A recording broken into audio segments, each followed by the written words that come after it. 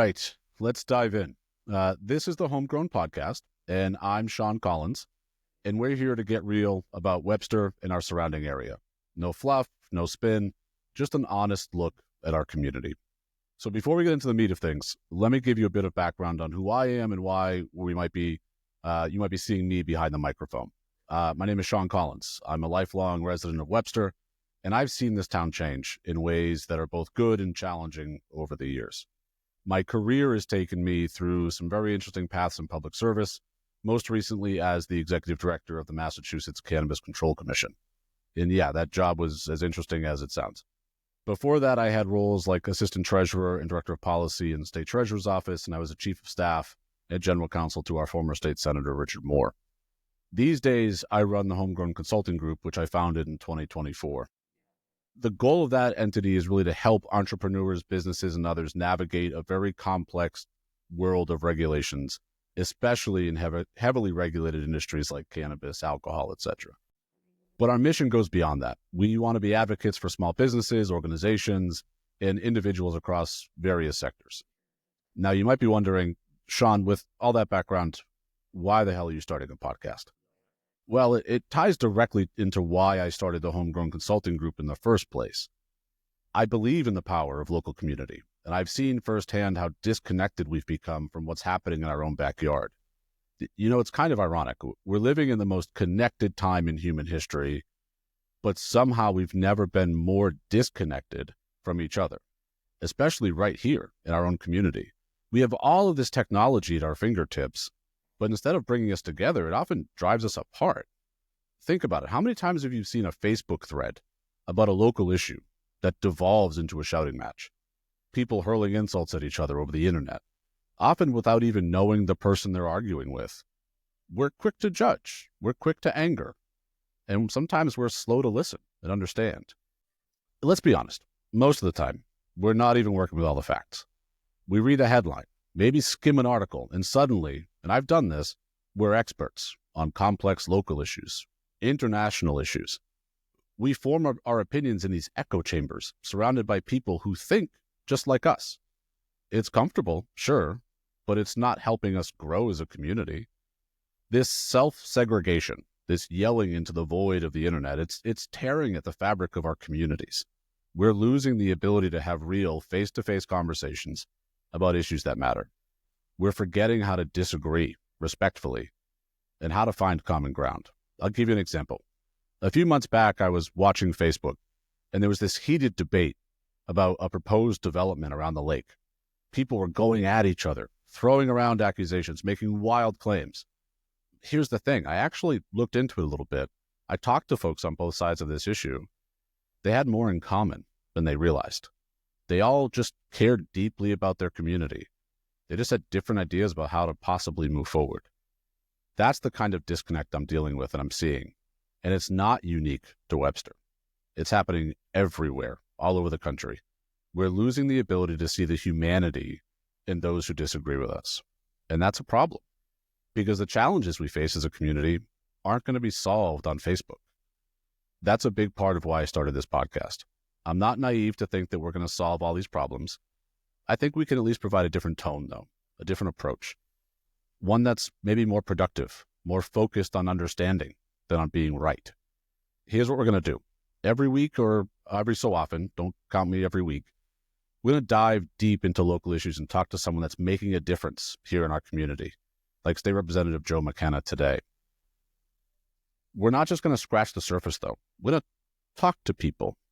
We're going to take the time to really listen and understand these issues from every angle. We're going to ask tough questions, sure, but we're going to listen, really listen to answers.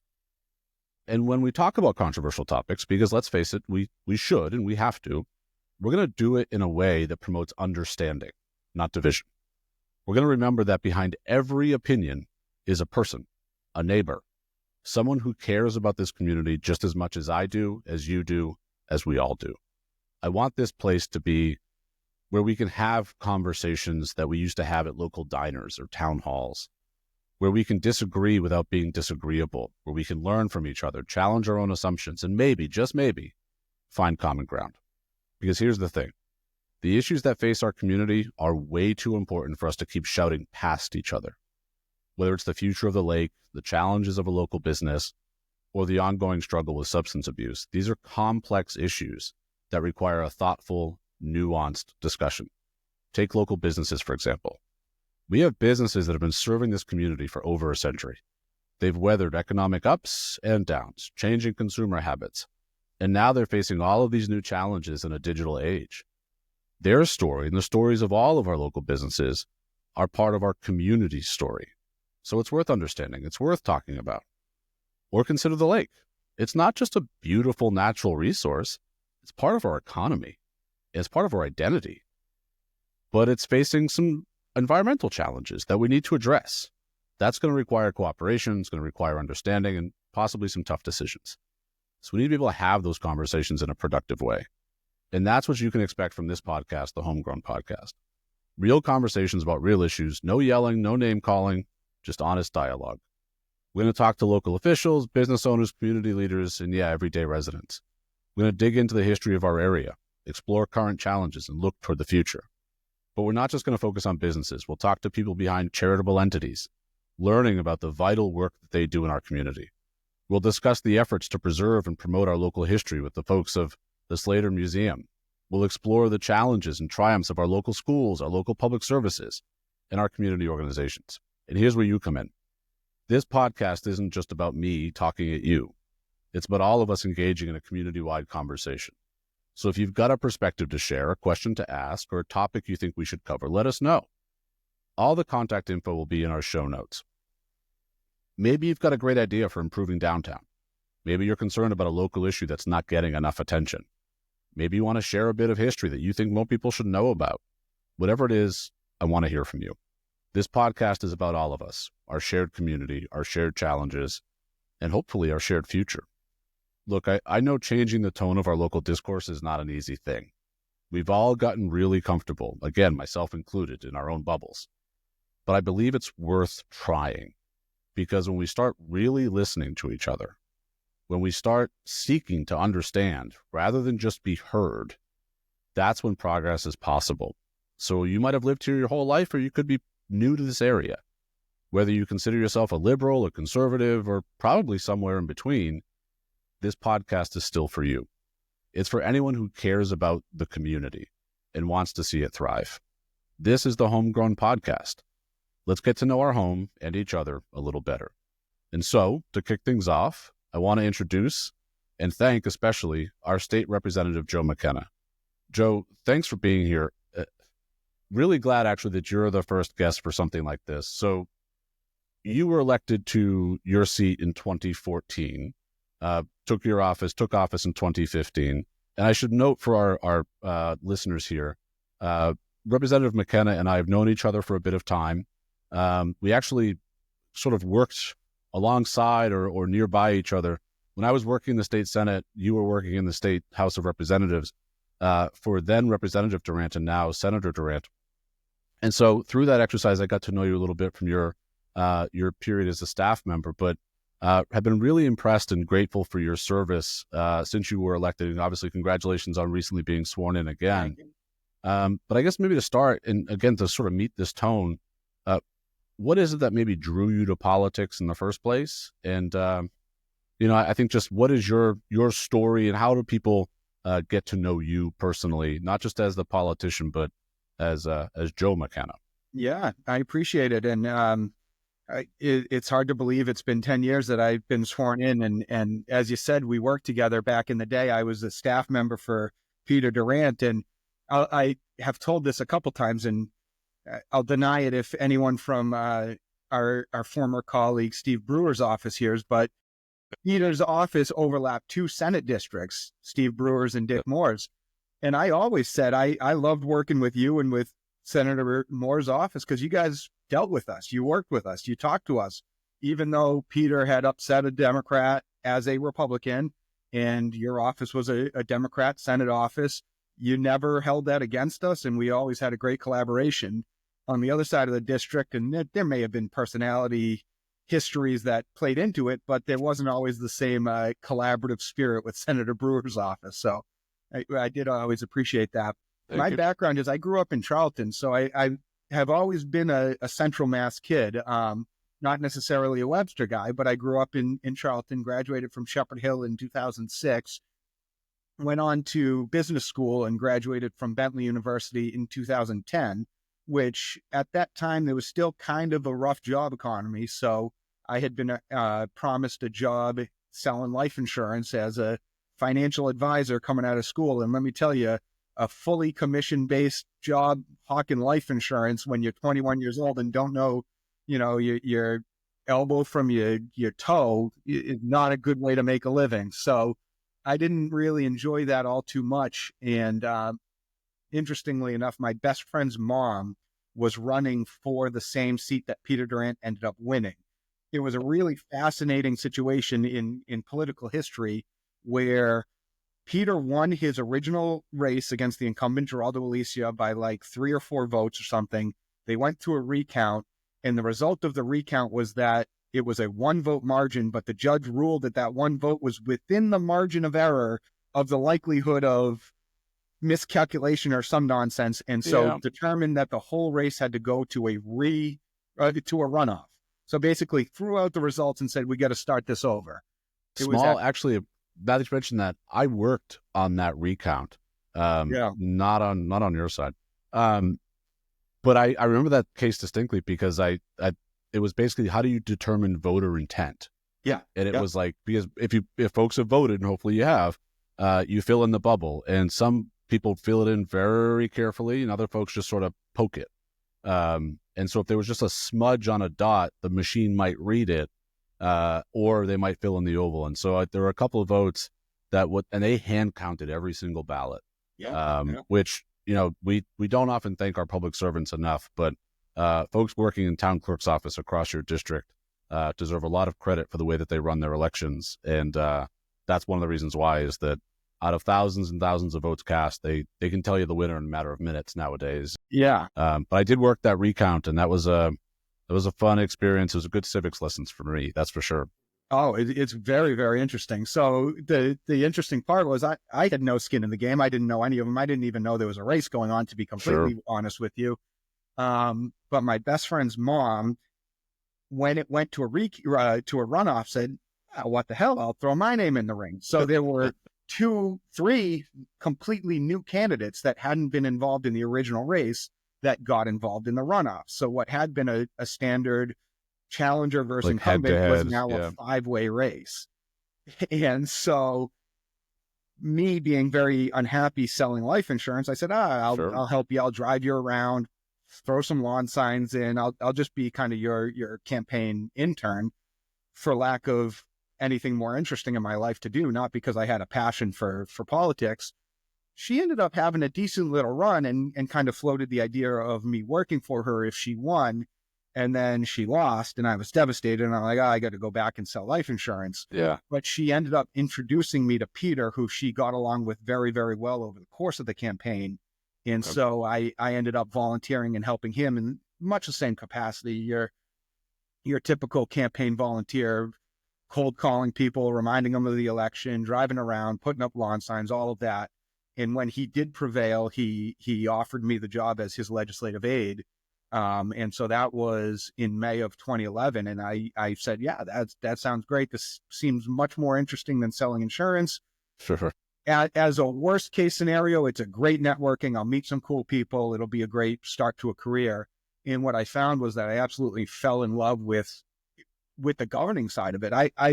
What I originally liked was the campaign side. It was competitive. It was kind of you're strategizing, you're sitting down saying, how are we going to outmaneuver the opponent? What are we going to say on this issue? What are we going to say on that issue? And then you get in, and all of a sudden now you're governing. And as a Republican, we didn't really have a misperception that we were going to come in and change the world, but you're still in the room. And I'll never forget, Peter and I this is kind of a funny memory.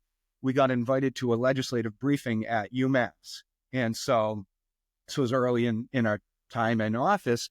We go in, and in comes the CEO and, all the state reps and legislators. And we walked out afterwards like, we were in that room. That's kind of cool. Like, we're in the room with people making really high level decisions. And decisions that have a tremendous impact on a lot of people and a lot of lives.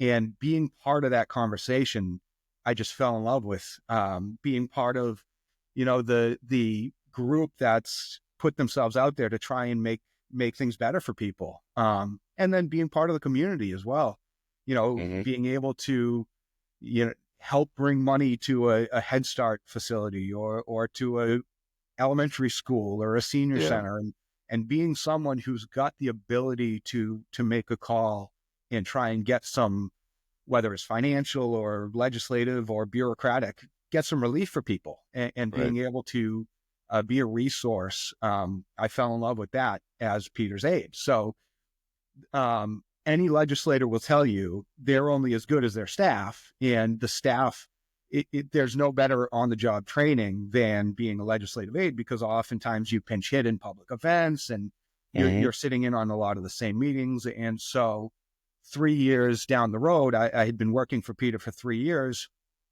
In that time, I had moved to Webster, and the state rep at the time was a man named Ryan Fatman, who ended up running for Senate. And I said, I've been doing this job for 3 years. I'm going to throw my name in the ring. And it ended up, it was an open seat because he had left his rep seat to run for Senate. And so there was a 3-way primary on the Republican and the Democrat side. So it was a 6-way race. And I was fortunate enough to prevail back in 2014. And I've been privileged to hold the seat since. It's funny you mentioned that from a staff standpoint, because I agree with you, having been a staffer myself, especially when it's one of the most productive or efficient ways to sort of keep tabs on what's happening locally, because you're the one answering the phone call and the constituent services. And I think just through that exercise, you get a really good pulse on what people are calling about, what people are hearing about. And I always said, in the various roles that I had in the State House, working for Senator Moore especially, I started off doing constituent services. And it just, senators get a bit more staff than members of the House. And so we had various roles in our office, whereas I think, a lot of members on the House side have 1 or 2 staff members that really serve a local purpose, especially. And then as you might become a committee chair, you might get some researchers and things like that. But we had constituent services, press secretary, we had a general counsel, a legislative director, a schedulist. We had a sort of a good cohort of a team. But I started out doing constituent services, and that really helped me learn that district. What Douglas cares about, what Webster cares about. They're not the same things all the time. And then you get to meet the local officials too, the boards of selectmen, the school committee members, the school superintendents, and you sort of get a good feel for them. But I think one thing that we think about sometimes, and I think we're all kind of guilty of this, we can sort of anonymize our public officials. We can... You are sort of a figure or a character in a lot of ways and you can sort of take on the shape of national politics, or just you voted no on something I wanted you to vote yes on. So now you're my enemy. Yeah. How have you found that experience to be, to sort of translate from the one who was sort of keeping tabs and a pulse for then Representative Durant to the person that's now someone's doing that for you, and you're no longer the behind the scenes guy. You're on the ballot. You took the courageous step to declare your candidacy. So how has that transition been for you? So far, it's been good. So far, 10 years in, it's been good. And good point. Yeah. I always put it this way, that being a rep or a senator, you can make the job as demanding, or you can kind of craft the job to be what you want it to be, depending on what you put into it. And I always say, as a rep, I'm able to duck a lot of the national stuff and instead be really ingrained in the local community. I don't have to necessarily get involved in the federal bickering between the House and the Senate. And I've got 5 towns in my district. I got all of Webster, Douglas, Sutton, and then half of Oxford and a piece of Uxbridge. So it's small enough that I can have a direct personal relationship with a lot of the members of the boards of selectmen and the town managers, the police chiefs and the fire chiefs. And so I can break down that representative title, and I can just be Joe. And so, I'm able to develop that relationship. As you kind of climb the ladder politically, you don't have the ability to be as present in any given community. For example, the Senate district I'm in now has 17 towns, and it takes you an hour and 40 minutes to get from Munson on one side to Blackstone on the other. And so just it becomes logistically impossible to develop that sort of relationship and connection to each individual community within that district. And so I consider myself kind of in the political world, maybe a Hallmark Channel celebrity, not like a HBO celebrity. You know, I get recognized around town occasionally and at the grocery store and whatnot, but I'm not on Fox News. I'm not a talking head. I'm not this, glamorous political figure that people think is untouchable. So to me, I've been able to balance that really well of still having the public persona and job, but also not losing my identity and just being Joe and just being, a regular guy. Yeah. Well, maybe after this episode, who knows, it might be a skyrocket, to the fame, but it's interesting that you sort of like thinking through the logistics of being a Republican state representative from this region, and I think, as a political observer myself, this area has certainly started to lean more conservative, and you saw it in, I think, a series of elections. It's sort of been a gradual shift that I think now is pretty well solidified. But we're still in Massachusetts, right? So it's still an overwhelmingly Democratic state. But you've been effective and productive as far as, and I think we sort of judge effectiveness based on, or productivity based on sort of the resources gained or garnered. And that's not always true. I think, I have the luxury of that perspective based on my own service, but that is one mark, that is one grade. But all the other elements too, I think, are responsiveness and attendance. And I think, again, you check those boxes as far as I've had the, I guess, luxury of not having to bug you too often. I used to say when I worked in the Senate that keep in mind, people don't call our office just to say hi or to say thank you. That we're typically the last call that they want to make. We're like, they've already made all the other calls by the time that they're calling their senator or representative. But nonetheless, I think you have a good reputation for responsiveness. And again, I think also that the productivity on Beacon Hill as far as bringing home the bacon, so to speak. So one thing that's interesting to me is, how do you navigate that? Because here in your district, you are a sort of a known entity, known quantity, but you align very well politically with your constituents, which is obviously helpful for your political fate. But then you get to Beacon Hill and you're in the minority. Yeah. There's a sort of a juxtaposition to that where this is a safe seat, by and large, you've got to do your job and you do. But then you get to Beacon Hill and it's sort of, you're not, It's really interesting. And so looking at it from a political spectrum, the district I serve is like one of the top 2 or 3 most conservative representative districts in the whole state. So, as a Republican, as you said, it's a safe seat for me as long as I, don't give voters a reason to fire me. And then interestingly enough, I've been to a number of different conferences and forums, conservative-leaning forums outside of the state down in D.C. And I previously was very involved with the Massachusetts Federation of Young Republicans and went on a number of conferences around the country with them and talking to colleagues from different part of the countries who are, deep red Republican. Sure. Oh, wow. Okay. That's a different breed of Republicanism than even I have. And I consider myself, we have 25 Republicans in the House. I'm probably, if you had to rank them 1 to 25, I'm, somewhere 17, 18, 19 more conservative. I'm certainly on the more conservative spectrum, but at the end of the day, I consider myself a pragmatist first. And, I think that there's a balance between a legislator who wants to get elected and govern and be effective, as you talk about, and one who gets elected and wants to use the seat as a soapbox to push a political agenda. And we all know those political people, certainly in DC, but we've got them in Massachusetts as well. There are some reps on both sides of the aisle, Dem and Republican, who would rather, get on the news and say something that's going to get a headline, say something that's going to get a bunch of Twitter likes and, intentionally or not, be controversial and throw out a really inflammatory comment, and they're going to use that to amplify their voice or their perspective.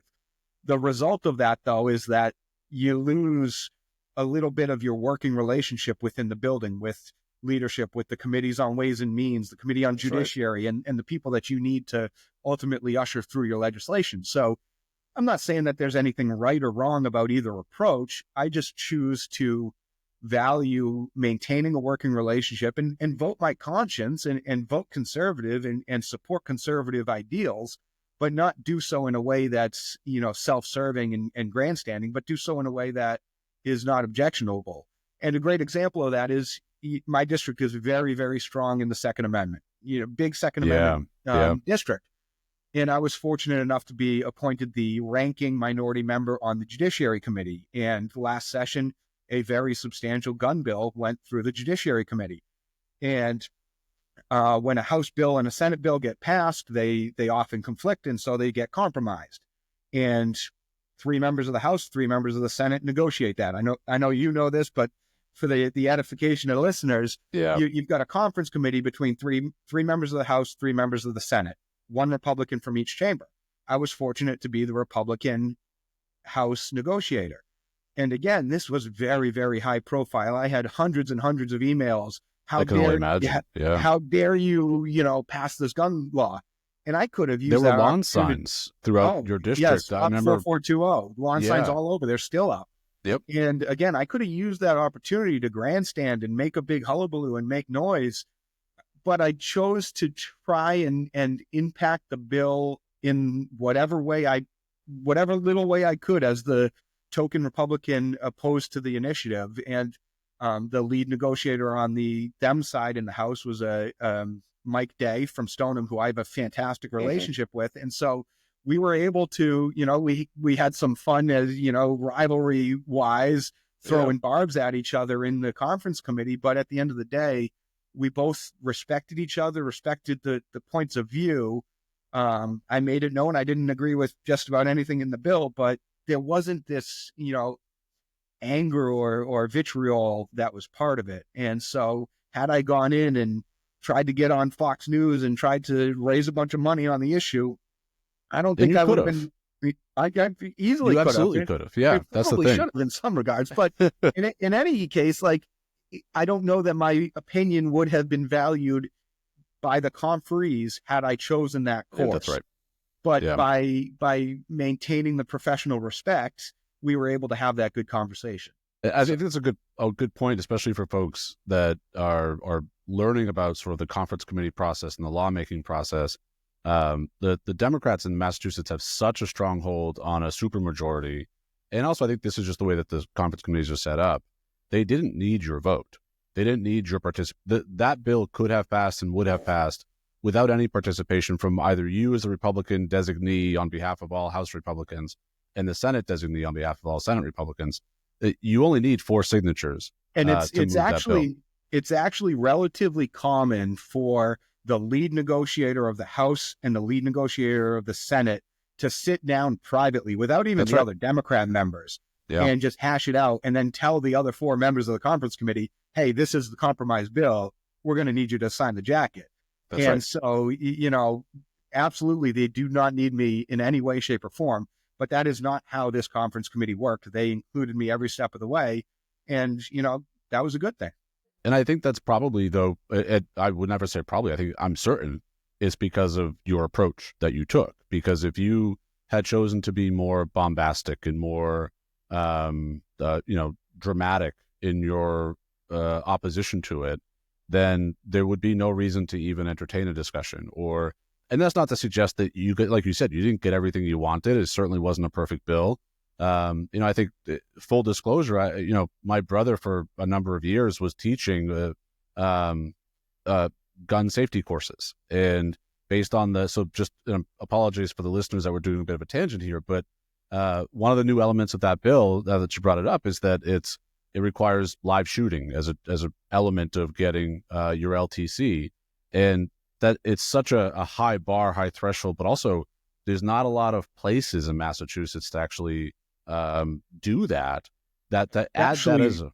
Especially as you move west to 495 or east to 495 rather. The Absolutely. further towards Boston you get, the less access you have to the ability to do a range and have live fire. But as that requiring that now as an element, it essentially makes that course far more restrictive, far less accessible, but also potentially far more expensive. And that's just for someone to lawfully possess a firearm. When in reality, the sort of the issues that we are confronting with gun safety and gun crime, as a default or by default, they're already law-breaking citizens or residents. And I think that's the challenge, is you made it, you putting more laws on the books to make people follow that have already sort of shown a tendency to not follow the law. And so there's just sort of a I don't know how to describe it as far as like, it's just sort of, it seems odd to me. Yeah. But, this isn't a gun podcast by any means. I think it's really good insight. And you mentioned too that that's your take on Beacon Hill, and we're recording this in the sort of the time and space as far as we're seeing a lot of the confirmation hearings occurring on Capitol Hill this week and sort of this month as the new Trump administration comes in. And a lot of this is performative to me. It's very predictable. It's the Democrats line up their questions and, they're bringing up old tweets. And did you say this on a podcast? Did you say this on the news? And did you have this position? But all of this, we're sort of going through the motions, it feels. And it sort of bothers me in some ways that's what our political system has become. And to your earlier point, a lot of it is performative. A lot of it is, we've sort of climbed the political ladder just to give myself a bigger soapbox with a bigger opportunity to go on Fox News or go on MSNBC and fundraise off of it. And the shame of that is that there's some really legitimate issues that I think we could really dig into. And I would love to see more. And one of the people that I've sort of come to at least be impressed by is someone like a John Fetterman out of Pennsylvania, who it was news that he took a meeting with a Republican nominee for a cabinet position. And that was somehow like, how could he? In reality, it's like, this person's a nominee to be a member of the cabinet. Yeah, as if just I should meet with having them? a meeting is an endorsement of some sort. Yeah. And also like how are you otherwise going to get answers to questions if you don't actually sit with the individual and ask them a question? It's disappointing that's sort of become our political reality. I always felt the same way whenever in his first term, Donald Trump, like him or hate him, he had a meeting with Vladimir Putin and had the audacity to shake the man's hand and was crushed. A lot of nerve. I'm like, well, that's the guy who's sitting across the table from me. So we're going to have the conversation. And, right. There were people saying, well, by having the conversation, you legitimize him. Well, he's legitimate whether I want him to be or not. So do you want us to try and have a peaceful resolution or not? Do you want us to sit and have a conversation or not? And the term that I like to use, and I think it was Jonathan Haidt, who's a social psychologist, who put this in my head, is that politics has become a spectator sport. Mm-hmm. If you think back a couple generations, people related to politics. They went out and they held signs and they had a direct impact on political outcome. Now it's my team versus your team. And, the rise of cable news and social media mm-hmm. has made it a spectator sport where, there was the whole not my president movement. Well, I got news. He's the president for the entire country. Exactly. He is your president. You may not have voted, but he's your president. And so by saying not my president and by celebrating failure, like that's just un-American. And so, the devolution of politics into spectator sport has not been healthy. And it leads to what you were talking about, where everything's kind of preordained and scripted and more about the spectacle than it is about trying to get to resolution. And it's interesting to me. I think that phenomenon has sort of like trickled down into like the scoring that political point also gets you sort of endorsements, the closer to the citizen that you get, where that, let's use that not my president example. It's like, on the way out the door, a lot of people that were in supportive or sort of, I guess, in the camp of now president, then former President Trump, where, Joe Biden is not a real president or he's not the actual president. And if you just took to Twitter and if you just tweeted that, the amount of likes and retweets that you would get by the people that you follow and the people that you sort of subscribe to, it's sort of, it's like throwing red meat into the middle of a barn. Yeah. And the adrenaline rush you must get from that of, look at all these people agreeing with me. But in reality, he, like to your point, he was, and he at the time is the president. He now was the president. The same thing with like Obama. He's not my president. It's like, no, he is. But I feel like we've retreated to our respective corners, and we just sort of yell into this echo chamber where we get that rush of like, like the thrill of it. When the actual challenge is someone living literally right next door to me might have a completely opposite opinion, and I don't even talk to that person. I don't even but they have more impact on my life. They have more significance in my life.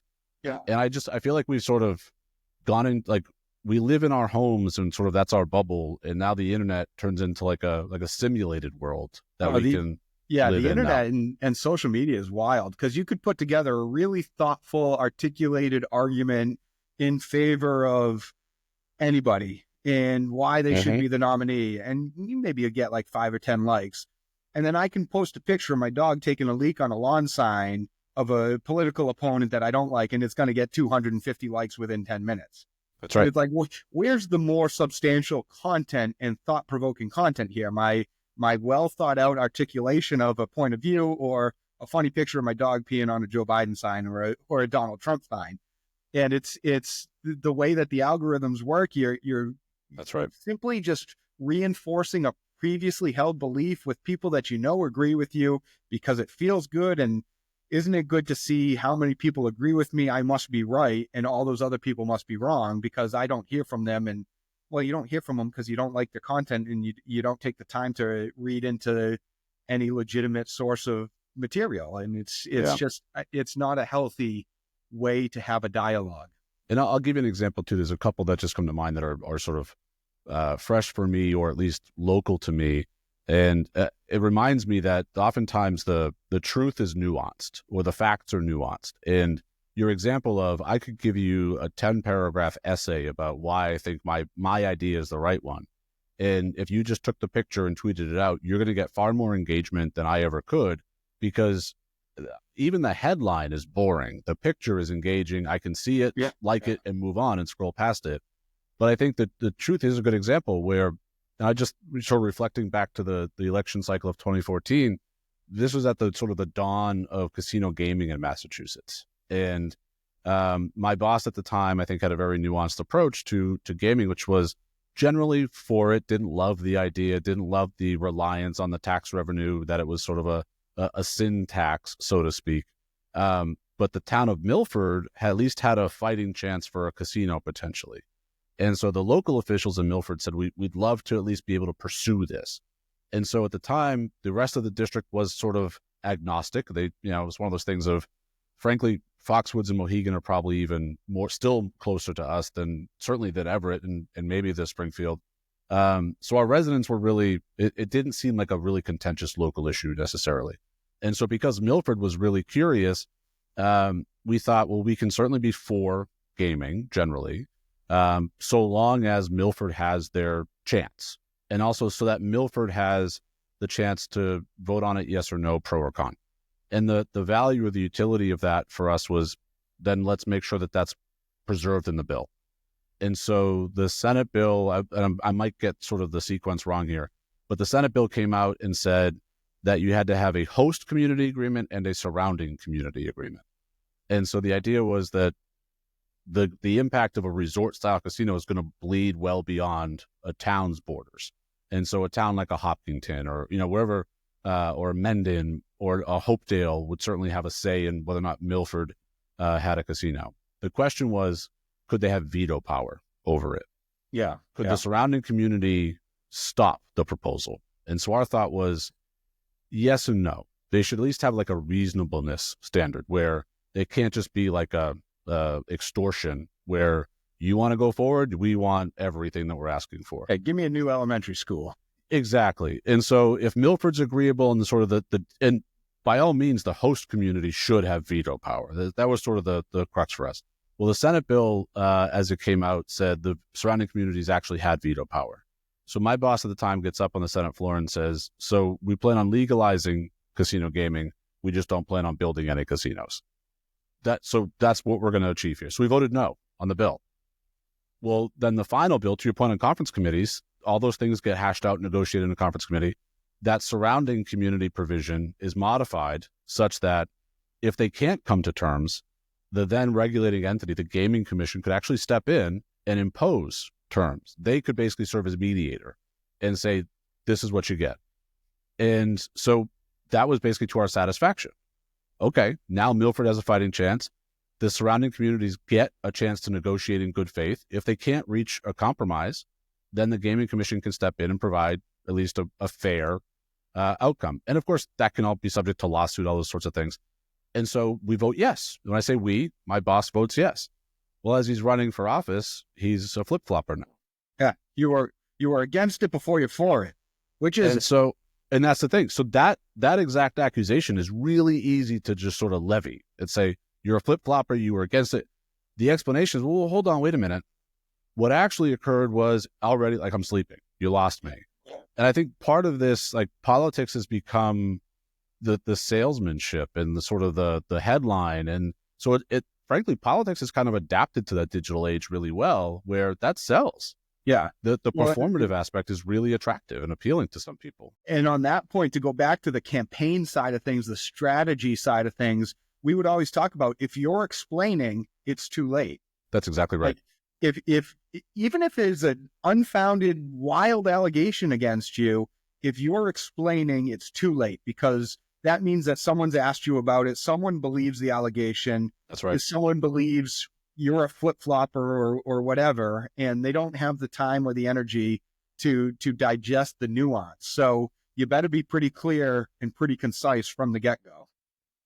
And so I think that's absolutely right. And I'm thinking about sort of the impact on, I've been in the public eye a bit, certainly the last few years, as far as my role. You've lived it as an elected official. That sort of the nuance of having to explain yourself publicly, having to defend yourself publicly, that's stressful. Certainly it has been on me as an individual. I'm sure the same is true for you, but that bleeds into your families as well. And so I'd love to sort of pivot and maybe chat a little bit about, congratulations, you're a dad several times over, and most recently had your third. So congratulations to you and your wife and your family on having a healthy family, and certainly wish that to continue. It's, how do you, I think, balance both the commitment that you have as a dad and as a husband, and but also how do they navigate sort of that public eye? Or, I think your kids are young enough now where they're not reading too much about dad in the newspaper, but that day's going to come. And sort of how do you balance your roles as elected public official and dad and husband and family member? Yeah, well, I mean, the first and most important is having a supportive spouse, having a supportive wife, and she's been fantastic. Now, we did get married after I was already sworn in, so she's never seen a campaign, because I've been lucky enough to run unopposed the past. And she knew what she was getting into, though, as a result. Well, she knew what she was getting into in the public sector of being elected. She's never seen the campaign, and that's a whole different side of things, because that's when the negativity and the personal impacts really come out. And so hopefully I'm fortunate enough not to ever get into that sort of a situation. But, we don't agree on all the issues, but we have a great dialogue, have a great communication, and she understands my perspectives and is willing to, support me moving forward with that. And the other thing, I always say family first. For me in my professional career, my family is going to come first. I've got 3 kids under the age of 4, and I want to be there. I want to be there as much as I can. And, if that means that I miss a couple of events, I try not to, but sometimes that's the sacrifice that it takes. The biggest thing is being honest with people in the district and not promising I'm going to be somewhere and then not, and trying to, pick and choose what events I might be able to skip out on, or not skip out on, so to speak, but what events are absolutely critical for me to be at, and what events I can say, hey, look, my kid's sick with the flu right now. I'm just not going to make it. And for the most part, people have been really supportive of that. So, and again, Ashley's there to pick up the slack. If I need to be out on a night or a weekend because it's something that's simply beyond my control, she's always been there to help me do that. And that's, without that, I don't think it'd be possible. I had one of the commissioners at the Cannabis Control Commission that I used to work for told me when my daughter was born, it's one is sort of a one-on-one, you know, both parents can sort of juggle it. 2 is a man-to-man defense. 3, now you're playing zone. And so I think, you know, certainly kudos to you and your wife for playing a solid zone defense and juggling quite a bit. We'll see how the next 6 months go, because my daughter, the youngest, is 8 months old. So she's right at the end of her pet rock stage where you can put her down and she doesn't move. Yeah.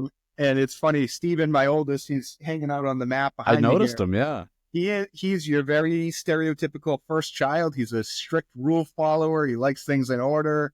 He's easy to coerce into compliance with a little bit of friendly bribery and, you know, all that. And then my middle child, Jameson, wants to burn it all down to the ground, as the typical middle child does. So that checks it's out. A lot of fun.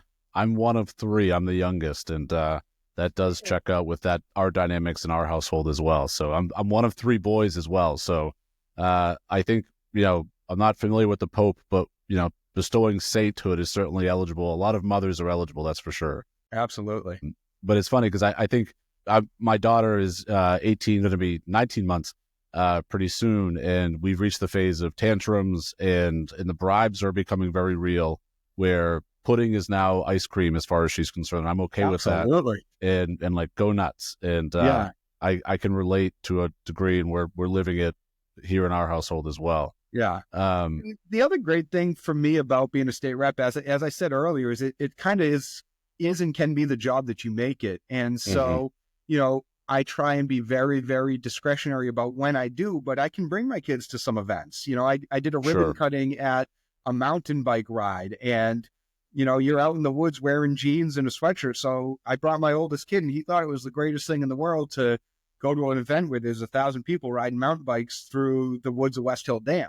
Now, I'm not going to bring them to a committee hearing on Beacon Hill, but, you know, when appropriate, it's great to be able to bring them out, and, you know, they get to see Dad give a little speech and cut a ribbon. And so then when I do have to say, you know, when they're sitting down to dinner and I say, Dad's got to go to work, I've got a nighttime meeting, Steven's like, oh, are you going to ride bikes? And, you know, what are you doing today? And he's starting to understand a little bit. And so that's really kind of a privilege to be able to incorporate them where appropriate into the workday. Well, it's funny you mention that, because outside of, say, the Constitution, there really is no job description for state representative. And so... It's funny with the 3 kids, I got asked all the time, like, what do you have for paternity leave? I'm like, I make it. I choose my own. Like, the town meeting in Sutton is not going to be postponed because Representative McKenna had a kid. Like, events in the world are going to go on. And so it's whether or not I'm able to balance it. Now, going into Boston and voting on a piece of legislation, there are some privileges, paternity, maternity privileges allowed for, say, a remote voting. So in that regards, okay, sure, you've got a little bit of a paternity leave, but like, my job never stops. With my oldest kid, he was born the Saturday before budget debate. And luckily, I'll say this is one of the few times that I consider it lucky, it was in the middle of COVID, so everything was remote. So our budget debate, the House budget debate, was remote. So I was able to participate fully in the House budget debate via remote voting from the hospital room right after my son was born. So, you know, it's a balance. Well, and if you think about it, our Constitution is older, Massachusetts Constitution, older than the U.S. Constitution, and generally the same authors. And it's amazing how little we've adapted since, and how much we've adapted since, where, you know, that certainly wasn't contemplated by our founding fathers, so to speak. And a lot of the job is still very, not ceremonial, but sort of a relic of that period where there is still debate. There is still, and I think what we've seen in recent years, though, and there's obviously plenty of news coverage about sort of the a lack of transparency around the legislature and the legislative process, and the sort of the cloak and the smoke-filled rooms, that sort of thing. But all the same, we have the luxury of being in a digital age and having that degree of accessibility to our elected officials, where in the past, I may not even know who you are, never mind know you and be able to contact you. How do you think that's adapted in sort of recent years, where do you find that constituents have an easy time getting in touch with you, or that you have an easy time getting news to them? Like, how have you embraced both the digital availability and opportunity, and how has it presented maybe an advantage to you, but also like you are now expected to be everywhere, and sort of in an indirect way able to be places, but again, that's got to be sort of a push and pull on your time, but also your I don't know, I'm trying to think like your the stress and sort of the anxiety that having that responsibility must bring. Yeah, I would say that's probably my biggest flaw as a rep, as an elected official, is that I don't utilize the tools available to communicate outward. I don't push out very much content about what I'm doing. And I look at some colleagues who have very high level, very professional communications and social media presence, and they're putting together videos and blurbs, and it all looks great. And maybe it's just an excuse of not wanting to do it, but I find social media to be really frustrating. And you'll go, as you alluded to earlier in the conversation, you'll go to a very innocuous post about something seemingly very, very agreeable, and within 2 or 3 comments, it's devolved completely. Nobody's talking about the original subject anymore. Yeah. And it's just a shouting match. And I find that I get actually physically anxious if I'm on Twitter or X. And so I don't find it to be a very healthy way to spend my time. So I try not to be very tied up in social media. And the very same reps who are really adept and talented and skilled at putting social media content out there are also really, really hypersensitive about the social media feedback that they get. And I'm like, I don't want to be that way. I don't want to be worried about, my mom's neighbor who put a frowny face on a post that I put on Twitter. Like, I just don't need that in my life. And so I'm fortunate that I'm in a district that I can get away with not having a more profound social media impact. But I would say that's my biggest flaw. With that being said, I do receive a fair number of private messages on Facebook or emails or calls. And I tell everyone, I'll meet you anywhere, whether it's a coffee shop or your house or, wherever you feel comfortable. I would much rather meet you in person and have a conversation. Or if it's just a phone call, fine. I'm happy to do that as well.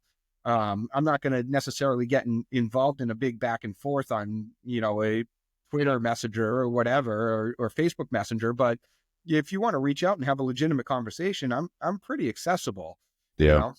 But I think that there's a compliment in that too, which is that degree of accessibility is uncommon. I certainly, I think that making yourself available, but I think doing it in a civil, productive, but also I think a really thoughtful way of, I'm not looking to just throw more noise into a noise machine, which is social media. And I think you're right about sort of the mental health and stress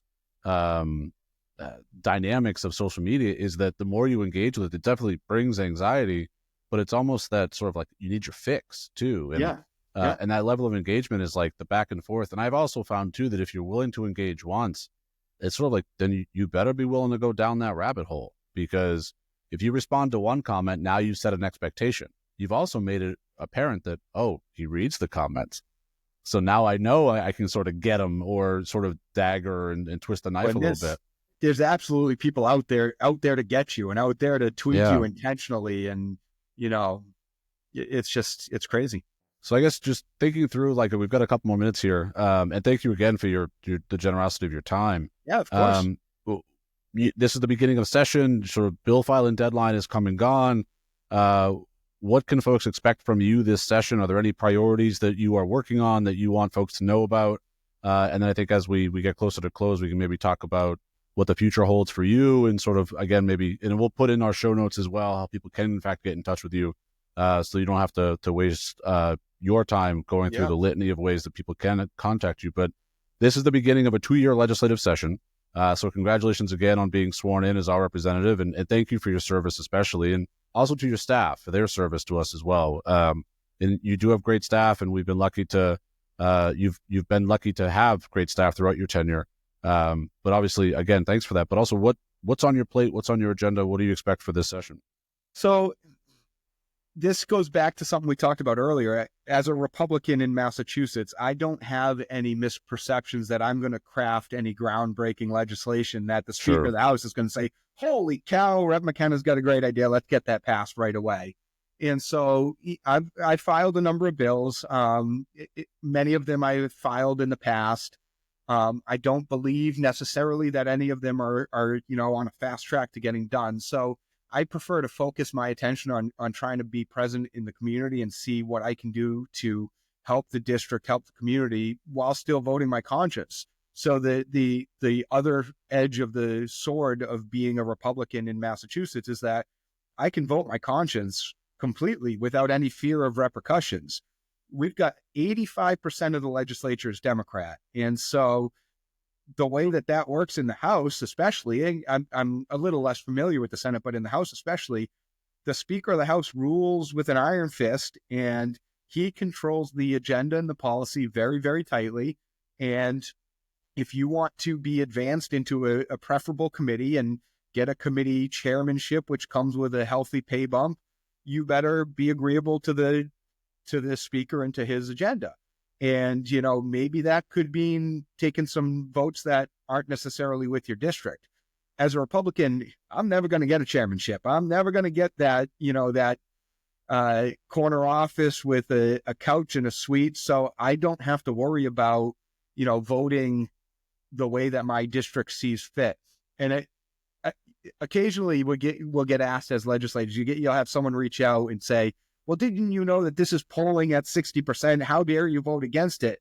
And my answer to this, and I've never had someone challenge me back, and I've used it a couple times, is, well, wouldn't you want a politician with a little bit of conviction, a politician who's got conviction of beliefs that, right, sure, I'm willing to be educated, and I'm willing to listen to new facts, and, I'm willing to flip-flop my decision, as you talked about with Senator Moore, and not be ashamed of it if I've become further educated on an issue. But what I'm not willing to do is just look at a poll and say, well, this poll, this particular number this week, so that means that's how I have to vote. And then I've got to, bend my morals or my convictions to fit that. I don't think that's the proper way. And I don't think that's the kind of representative anyone actually wants when they go to the polling location. That's now, right. If you think I'm doing a good job and I don't align with the convictions and the principles of the district, will vote for someone else. But don't tell me that because an issue polled, I need to vote for it. So that's again, true. These issues, you don't vote. I mean, if we voted based on polling, we wouldn't need a legislature. Exactly. And I think if we voted based on polling, that 40% is now completely unrepresented. And I think there's a shame in that. And I also question, frankly, when we do these polls, sometimes we don't give enough information. We don't provide that nuance. We don't provide, like I mentioned, that gaming issue. That's a really technical aspect of a bill, but very critical for my old boss's district. And I think, so what I respect is when a member of the legislature or any governing body, I'll use, given that you're the guest, I'll use the legislature. I have a lot of respect for someone that at least can understand and comprehend the issue and engage with me in a meaningful dialogue. Yeah. You and I don't agree on everything. In fact, I don't know if I mentioned it earlier, but full disclosure, I'm a lifelong Democrat. You're a Republican. We agree on more things than we probably disagree on. But when we disagree on things, I respect the fact that I can have a conversation with you about it. I might even be able to persuade you about it. And you, on the opposite side, you might be able to persuade me and bring me along to your line of thinking. At the very end, I respect that you have an opinion and that you have an informed opinion. And I respect if we disagree and you get the votes, congratulations, democracy prevailed. That's how it works. But I think, the idea that, well, it polled 60-40, it's like, well, how big was your sample size? Yeah. What geographic representation is included in that poll? There's so many things that I think you could pick apart that I'm really grateful we don't. Town meetings, by the way, as a form of government, as a New Englander, I'll probably be exiled for this, but I think it's one of the least productive forms of government because they usually the citizenry getting up and voting on whether or not we should get a new fire truck. One, can our budget afford it, and do we need it? Yeah. But why? I may not like the fire chief, so I'm voting no. It's like that. Yeah. I appreciate the democratic vision of that, but I think in practice it's very outdated. But that's apologies to people choose to come out, and very few people choose to come out and participate too, which is challenging. Yeah. And so, and with polling, there's some great polls out there, and then there are some really, really bad polls that can ask a question that make you think one thing when the reality is entirely different. And so, and keep in mind, it's people that respond to polls that make the polls. And if you respond to a poll, that means you've got spare time on your hands, and you answered the phone or you responded to the text message, and you sort of took that bait. I think I've probably been called or texted about a poll dozens and dozens of times. I've never responded to one. And so I can tell you, I'm not included in that 60-40 split. So thank you for not taking that bait or sort of falling victim to that pressure, because I think, and again, I've always known you to be informed. I've always known you to be thoughtful about your approach, and I've never been able to just position you on an issue because of your party registration. Yeah. And I have a lot of respect for that. And like I said, being a Republican in a vastly Democrat state gives me the freedom to vote that conviction, but I always consider myself pragmatist first. And to the conservative who heard the earlier part about me not going all guns a-blazing about the gun bill, no pun intended, but very intended, it's easy to be on the sidelines and get really angry and say, you should be kicking and screaming and yelling, this is that important. But if you're not in the room, then you can't have any impact at all. And if you go in kicking and screaming, you're not going to be part of the room. And so it's just a balance that needs to be struck. And I don't think enough people take the time to understand that. I think that's right. And I think the other element too is that bill probably could have been a lot worse if not for your level of engagement, your level of thoughtful engagement, pragmatic engagement. And so again, I think a reminder to folks that bill there was a good chance that bill was going to pass with your participation or without it. And I would imagine your participation made it less bad, less objectionable. And also, I think those things that were objectionable are also being tried, and there's some lawsuits that were swirling around it. So, I think you're right. And I'm happy to sort of give you this platform to let folks know that, because politics is definitely one of those public life elements that it can be stressful, it can be daunting, it can certainly weigh on you.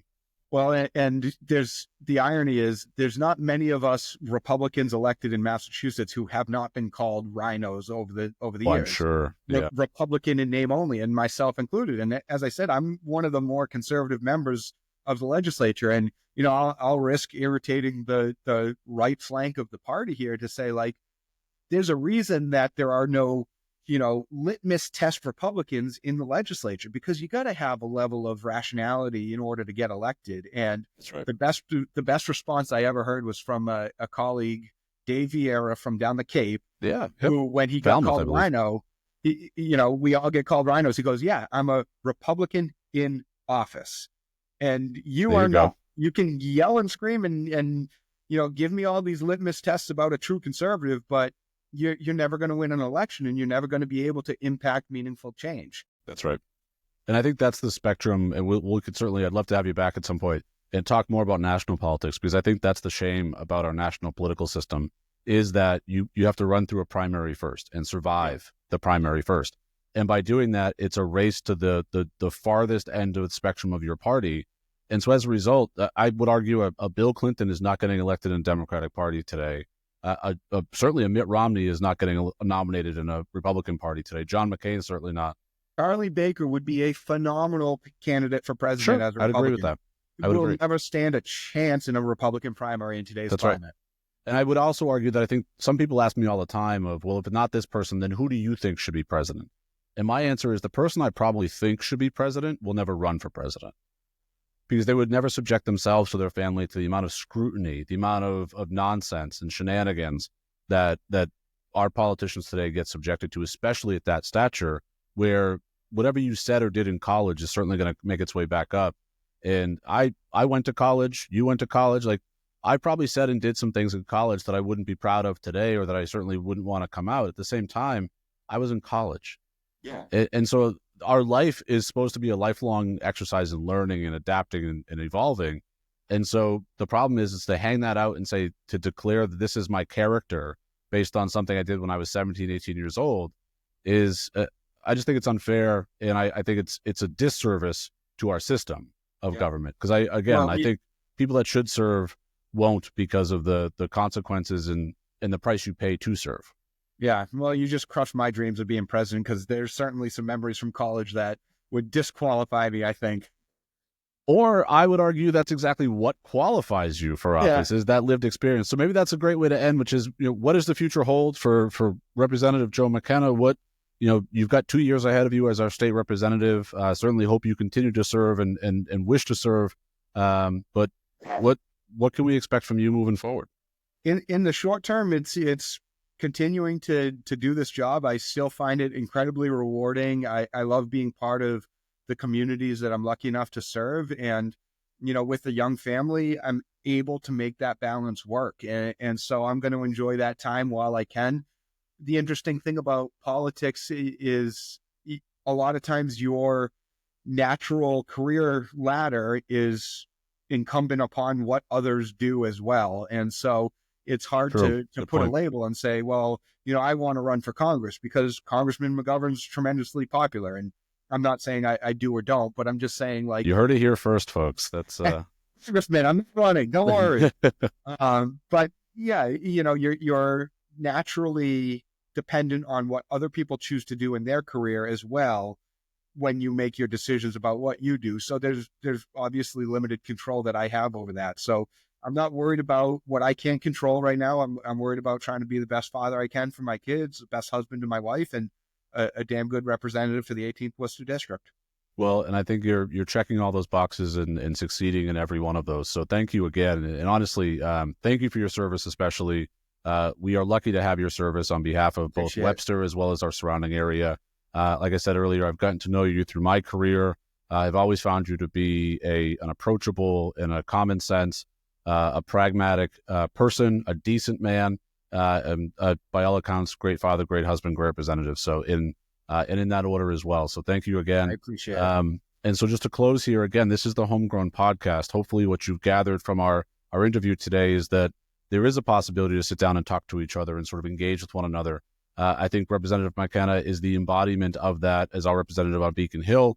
We are very fortunate to have his service. But as we move forward with this podcast, that's our goal, is to talk with people, get to know you, understand sort of not only what makes you tick, but what brings you to your commitment to service, to your commitment to our community. And obviously our end goal is for the betterment of our community. And so thank you for joining us for our first episode. We hope you enjoyed it. If you didn't, then sorry, my apologies. And we will go forward here and try to bring more guests and more information and more decency and more engagement to our community. So again, thank you to everybody, and we'll see you next time. Take care.